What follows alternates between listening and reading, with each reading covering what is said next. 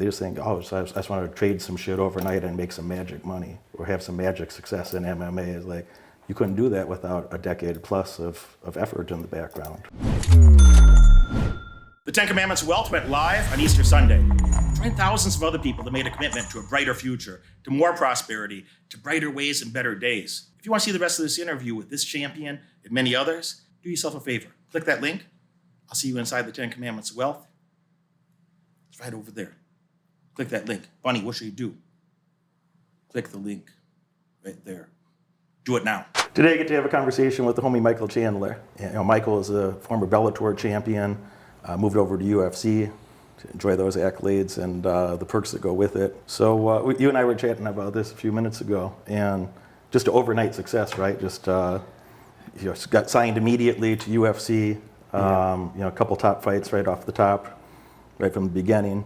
Just easy, right? Just overnight success. Yeah, I've gotten that a lot, and there's a lot of pros and cons that come with that, and my message has always been hard work and consistency and patience, But what the people who haven't followed me, when you're in a smaller organization like Bellator, they're not the UFC, they're not as big as the UFC. You go to the UFC and immediately I got a top 5 guy right away, finished him in the first round, and then immediately after that I got the title shot. So immediately everybody, called it Dana White privilege, and they said things like, who is this guy? He doesn't deserve it. And the true blue MMA fans who have been watching me since 2009, since I first stepped foot into the sport, said, hey man, this guy's been here for over a decade. But the newer fans, the more casual fans, and the fans who have only followed the UFC were like, who is this guy, man? This guy's an overnight success, when really it took over a decade to get to where I am. So it comes with the territory. You can't enjoy all the spoils and the fruits of the platform without also accepting the negative parts of a big platform like going to the UFC and big platforms on social media. So it's been a lot of fun, but nothing is more important than just that hard work over long periods of time.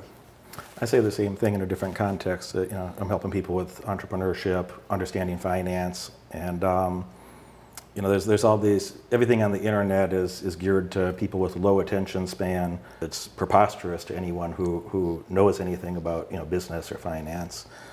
But everything's focused on how to get rich quick and blow up overnight and some quick trade. I make boring investments. I invest in boring things that are out of favor at the time that I buy them, that I think are misunderstood, out of favor, and people are probably going to value them more in the future than they do at that moment.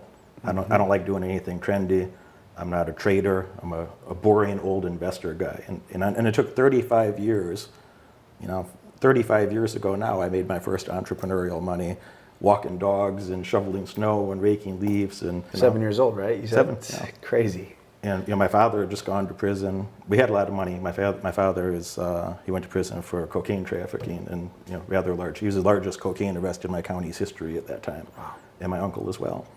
And so that was in the newspapers all the time when I was a child for months, and front page and dope on the table in the courtroom type thing. Mm-hmm. And the kids don't treat you great when you go to school, and that's going on in the background. So yep. I had a lot of little altercations or verbal or physical things in school, in the neighborhood and things like that. But nobody understands that part. If I have, it's not uncommon that I have rather large swings in the stock market, that I could be up quite a bit or down quite a bit, and it doesn't change my mood. I just know that's what it is. Like you wouldn't know talking to me if I made $1 million today or lost $1 million today. I'm going to be in 99% of the same mood, because it's just what it is. You're going to have the volatility. They don't want to hear that. Oh, it took 35 years to learn the things you did. It took 9 years of university, and all the other struggles. And you and I chatted about this briefly earlier. It's like some of those setbacks or adversities that when I had black eyes as a kid, or a couple broken teeth here that are repaired, and scars on your hands or scars on my face, and you got some of those too. Mm-hmm. They don't understand that part of how that toughens you up. They don't understand the part about the not only overcoming those things, have to have the privilege to go to a good school. For me, they just think, oh, so I just want to trade some shit overnight and make some magic money or have some magic success in MMA. It's like, you couldn't do that without a decade plus of effort in the background.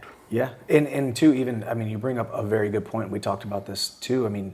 The patience and also the acceptance of giving yourself permission to overcome losses and overcome those setbacks and acquire scars. Because the scars tell a story. You look at the scars and you look at the scars and you see a lot of people want to hide from those scars. They want to hide from those setbacks, hide from those failures, when really those scars are the catalyst to fashioning you, galvanizing you into the man or woman that you were destined and born to be. And for me, the sport of wrestling taught me that. You know, we would wrestle. Luckily, it was a very quick, you learned how to have a very short-term memory in wrestling, because you'd lose a wrestling match on Wednesday, but then you go to practice on Thursday, you'd have another opportunity to get back in the win column on Saturday or Friday. So with each loss, you're putting another, deposit in the bank of being able to build yourself up and saying, you know what, yeah, I did lose. Yeah, I did fall short. Yeah, I did fail, but failure is an event, not a person. And I think over my years, the 20 something years now of being an athlete, which I feel extremely blessed to be doing just athletics since I was 14 years old. That's it. I've learned how to lose. I've learned how to have setbacks, and it's translated over into being a father, being a husband, being a businessman, an entrepreneur, in ways that I never would have been able to learn through business school. Never would have been able to learn through other things. So the sport of wrestling, the sport of mixed martial arts, and then having that short-term memory, that realizing that failure was what happened for me. I just, coincidentally had a failure May 15th, got knocked out in front of, 40,000 people in Houston, Texas. It was a huge failure, right? But that event was a failure. But I was watching you on pay-per-view. Yeah, exactly. Exactly. Before I knew we were getting together today. Well, that's awesome, and there's a beautiful thing about it, right? Because the man in the arena takes all the bullets. He takes all the arrows. You win, you're the man. You lose, you're a loser. But it's daring. It's like the quote goes, that daring greatly that turns you into, whether you win or lose, it turns you into the man that you're supposed to be. And learning how to lose and learning how to have patience. Like you said, we live in a get-rich-quick, 15 minutes of fame world we live in now with, Instagram and all the social platforms. And you got, 7-year-old kids making $100,000 a month selling gummy bears on TikTok, and you're like, how does this happen? So it's almost a crutch, and it's unfortunate for this younger generation coming up. They see so many people making so much money, doing this and doing that on the internet, and it's put so much money in the hands of people who didn't really have to work that hard for it sometimes.